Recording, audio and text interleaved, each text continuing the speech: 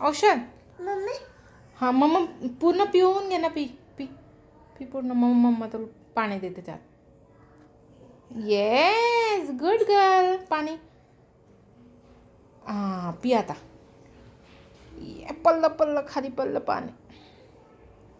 Yes. काय केलं तू? औषध घेतलं अनुनी. अरे ते नाही घ्यायचं, ते नाही खायचं. नाही बस बस बस बस. ते नाही खायचं, ते नाही खायचं.